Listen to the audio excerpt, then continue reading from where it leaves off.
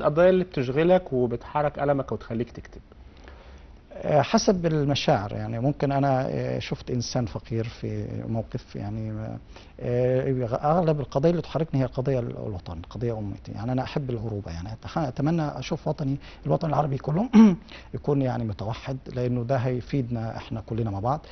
برضو بلدي تهمني جدا قضية الوحدة الوطنية في بلدي، أنا بحبها الموضوع ده. يعني كتبت حاجة وطنية؟ كتبت أغنية أحمد ومينا اللي عملها الأستاذ أمير سامي، والأغنية دي يعني موجودة في الفضائيات طب والإذاعة. ممكن تقولها لنا أقولها بما انه لحضرتك يعني ما يعني. تحدثناش عن الأغنية دي الاغاني اسمها الوطنية او الشعر الوطني. أحمد ومينا.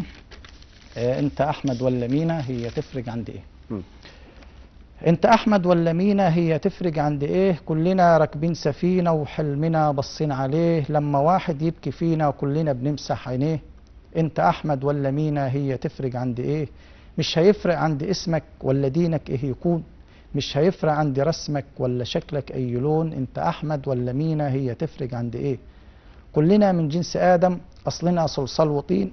أنت مصري زيك نبقى ليه متفرقين؟ أنت أحمد ولا مينا هي تفرق عند إيه؟ اسألوا نجش الزمان واللي ناس يفكروه، ده الوطن حضن الأمان، ليه يا ناس بتعكروه؟ أنت أحمد ولا مينا هي تفرق